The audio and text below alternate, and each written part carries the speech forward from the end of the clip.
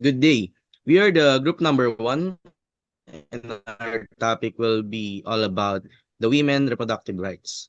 I am Ken Vincent R. Tablada, and I will report what our topic is all about, which is the women reproductive rights, and the first two topics from the key aspects of reproductive rights. So let's move on. In the contemporary world, women's reproductive rights are widely recognized as fundamental human rights encompassing the freedom to decide the number, timing, and spacing of children, and access to comprehensive sexual and reproductive health care, including contraception, safe abortion, and sexual education. However, the realization of these rights varies greatly across regions due to social, cultural, and economic and legal disparities. In many societies, patriarchal structures, religious conservatism, and restrictive laws continue to limit women's bodily autonomy.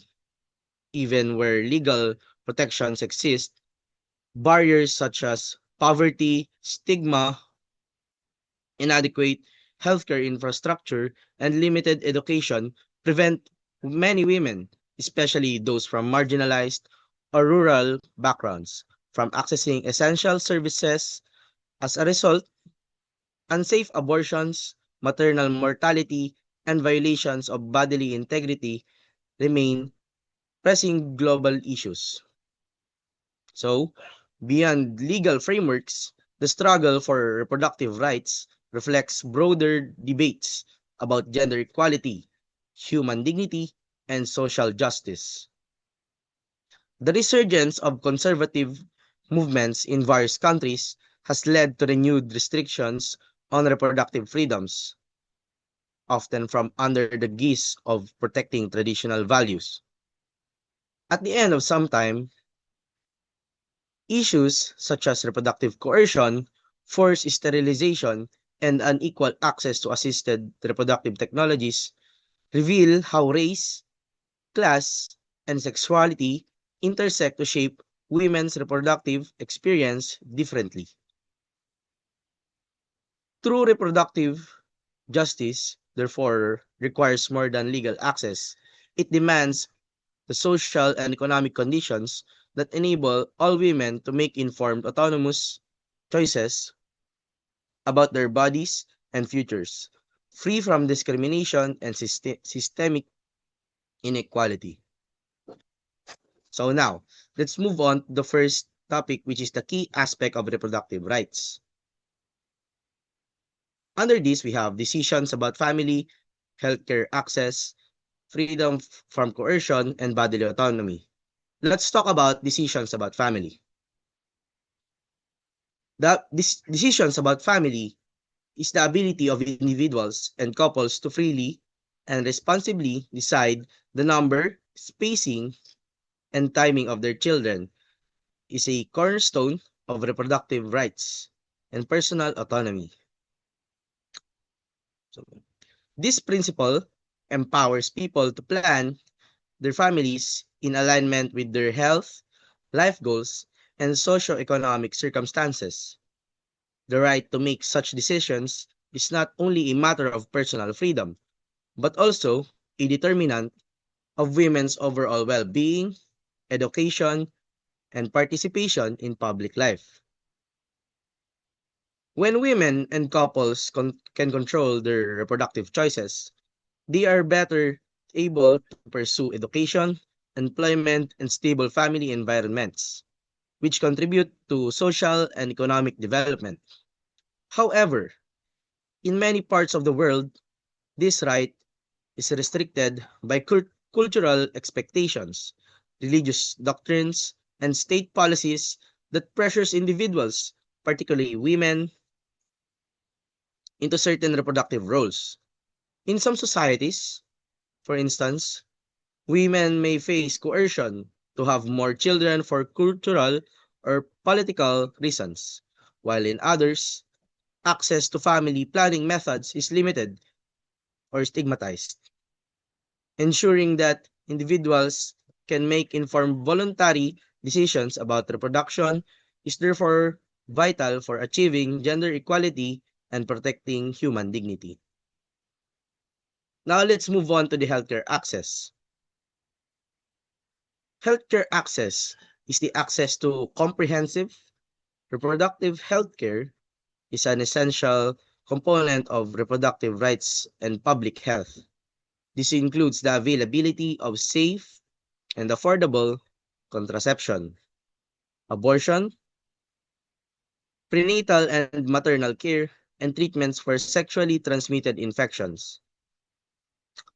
Alongside accurate and inclusive sexual education, such access enables individuals to make informed choices about their reproductive lives and to safeguard their health and well-being. Unfortunately, access to these services often depends on socioeconomic status, geography, and cultural attitudes. In some low-income regions, healthcare systems are under-resourced, leaving women without safe medical care during pregnancy or childbirth. In other contexts, legal restrictions or moral stigma surrounding contraception and abortion discourage women from seeking necessary services, often resulting in unsafe practices and preventable deaths. Comprehensive sexual and reproductive health care, supported by strong public policy and education, not only reduces health risks but also empowers individuals to take control of their futures, promoting equality, informed decision making, and the overall advancement of society. That's all I have to report, and I will now give the floor to the next reporter.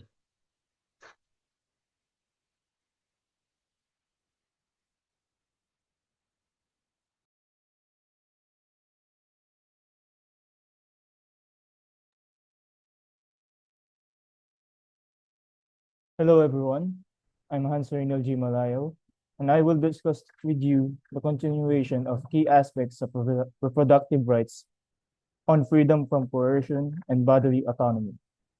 So, under the decisions about family, freedom from coercion means that women have the right to make their own choices about their reproductive lives, such as whether or not to have children, when to have them, and how many to have without being pressured, forced, or manipulated by anyone. This includes protection from discrimination, intimidation, and all forms of violence that could influence their decisions. It ensures that women's reproductive choices are respected regardless of their age, marital status, social class, or cultural background. True reproductive freedom right requires that women have access to accurate information, safe healthcare services, and supportive environments that empower them to decide based on their own values and well-being. In essence, freedom from coercion upholds a woman's autonomy over her own body and affirms her right to live with dignity and equality. Next is under the healthcare access is bodily autonomy. Means that every woman has the right to make independent decisions about her own body, especially in matters related to reproductive health. This includes the freedom to choose whether and when to have children, access contraceptions, receive safe maternal care, and obtain necessary medical services without interference, judgment, or control from others. Ensuring access to reproductive health care is essential to protecting a woman's equality, privacy, and bodily integrity because it allows her to take control of her health and life choices. When women can make informed decisions about their bodies, they are better able to pursue education, participate in the workforce, and contribute fully to society. Conversely, denying them this autonomy often leads to cycles of poverty, poor health outcomes, and limited opportunities. Therefore, bodily autonomy is not just a personal issue, it is a foundation for achieving gender equality, human rights, and social justice. So that's all for my report. I will pass it to the next reporter.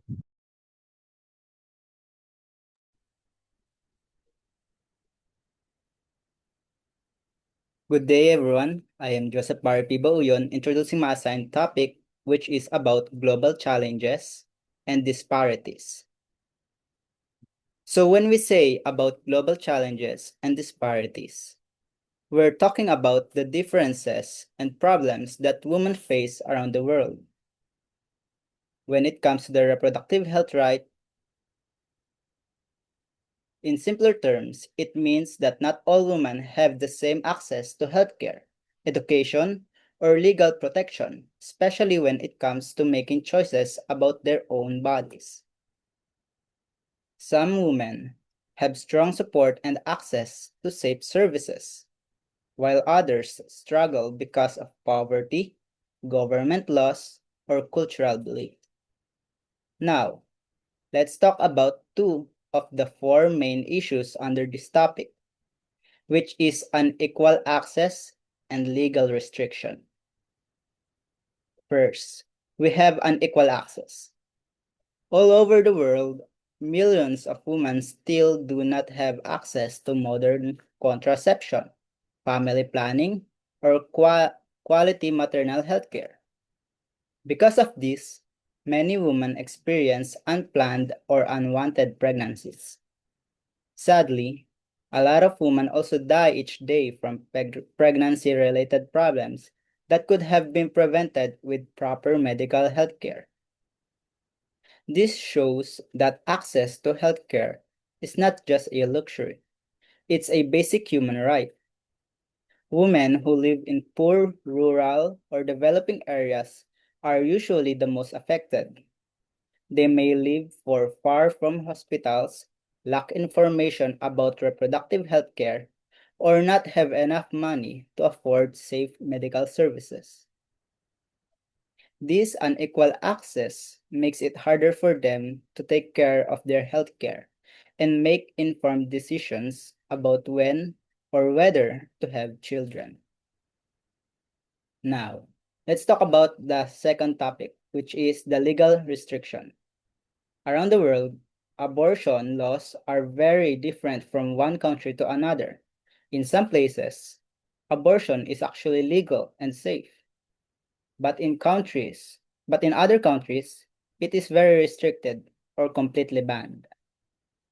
Because of these strict laws, many women who need an abortion are forced to look for unsafe or illegal methods that may end up having their health involved. This situation is especially dangerous for women who are poor or marginalized because they don't have that means to travel to another country or pay for private care. These legal barriers doesn't really stop women from seeking abortions. They just make it more dangerous and put their health and their lives at risk. After discussing the two main issues, the other two issues will then be continued by Aaron.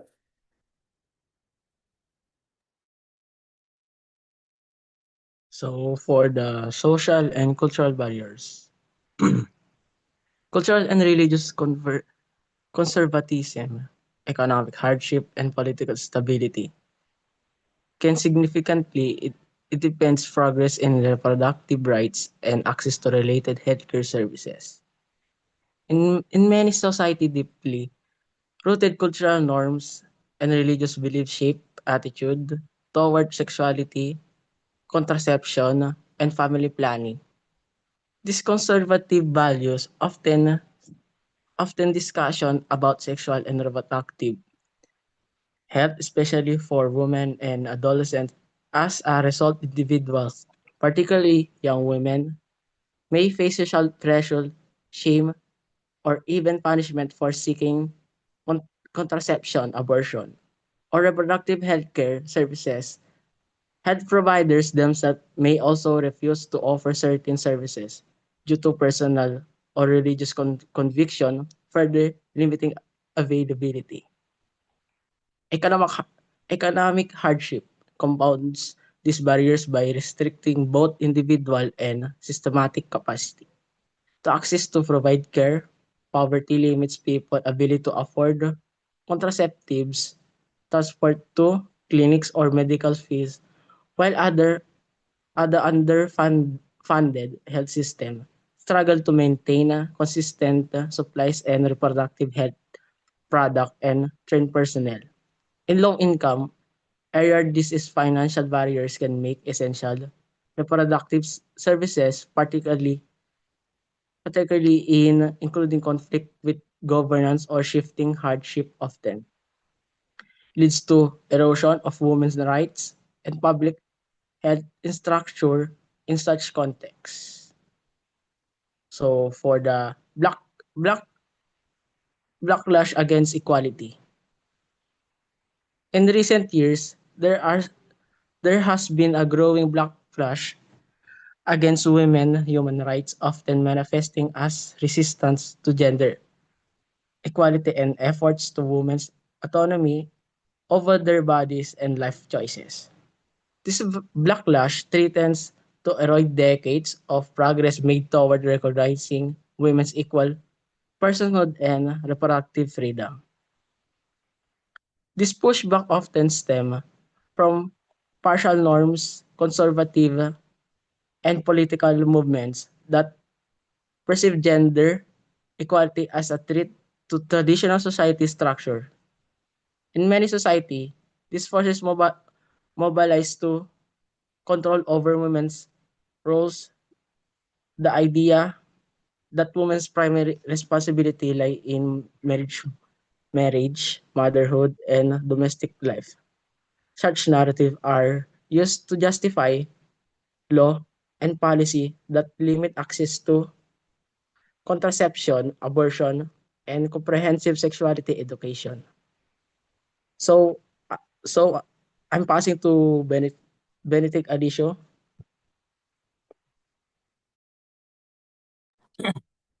Uh, Good day, everyone.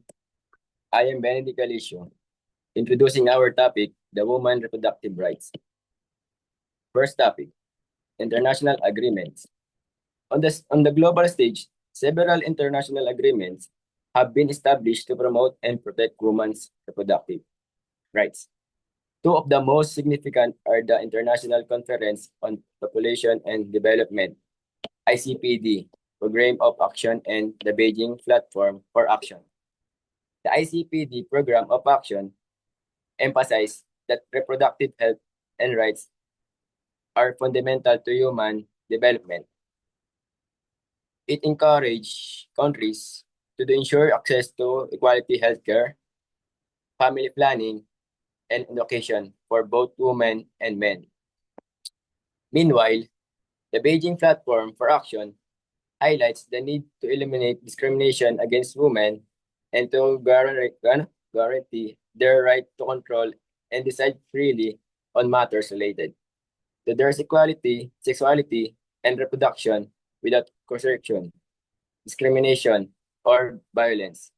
In these international frameworks guide countries in creating policies that protect and uphold women's reproductive rights. So the next topic is legal reforms. At the national level, many countries have implemented laws and policies to improve access to reproductive healthcare services. For example, in the Philippines, the Responsible Parenthood and Reproductive Healthcare Law, commonly known as the Reproductive Health RH Law, was enacted to ensure that every individual, especially women, has universal access to methods of contraception, fertility control, sexual education, and maternal care. This law represents a major step toward promoting reproductive health awareness and reducing maternal mortality. It also seeks to empower women by giving them the right to make informed decisions about their own bodies and family life. That's all. I will pass the next to the next reporter.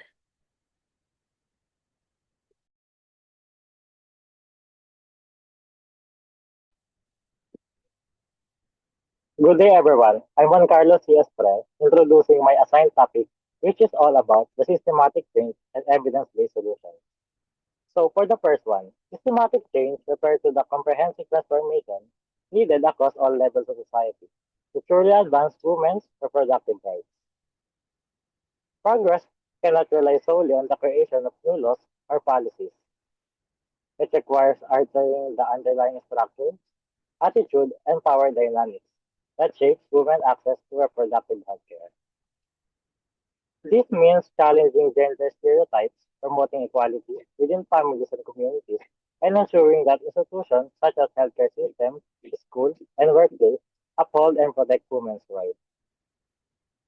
It also involves improving education, training, professionals to provide non-discriminatory services, and addressing economic and cultural barriers that prevent women and girls from accessing healthcare. Lastly, systematic change ensures that reproductive health services are not only available in law, but also accessible, acceptable, and affordable in practice for every woman and girl, regardless of her background or circumstances. For the next, evidence-based solutions. Emphasize the importance of using research, data, and proven practices to improve reproductive health care for women and girls. Organizations such as WHO or the World Health Organization, along with the global and local partners, develop and promote guidelines grounded in scientific evidence to ensure that healthcare policies and services are both effective and safe. These efforts include training healthcare providers, improving access to modern contraceptives, ensuring safe pregnancy and childbirth care, and addressing issues such as unsafe abortion and gender-based violence. By strengthening health systems through better funding, infrastructure, and monitoring, countries can provide high quality, equitable, reproductive health care that meets international standards. Lastly, evidence-based approach helps policymakers, practitioners make informed decisions, ensuring that every woman and girl receives that respectful, appropriate, and backed by solid scientific understanding. So that's all. Thank you. I hope that you've learned something about our presentation.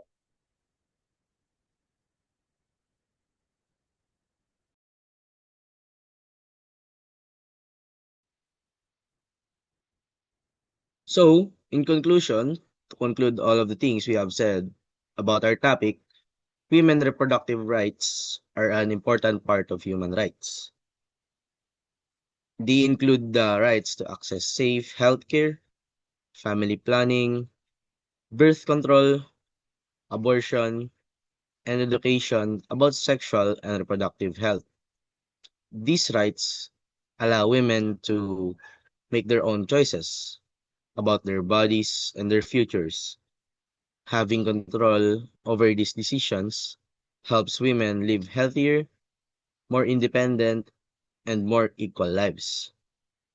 So, over time, women around the world have fought hard to be able to make their own reproductive choices. Even today, many still face challenges such as unfair laws, limited access to healthcare, poverty, poverty, and judgment from society. These problems can lead to poor health and limit women's opportunities in education and work.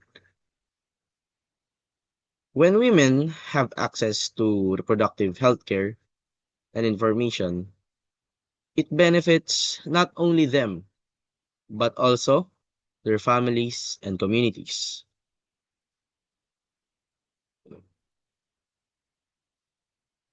Women can plan their futures, support their families better, and contribute more to society.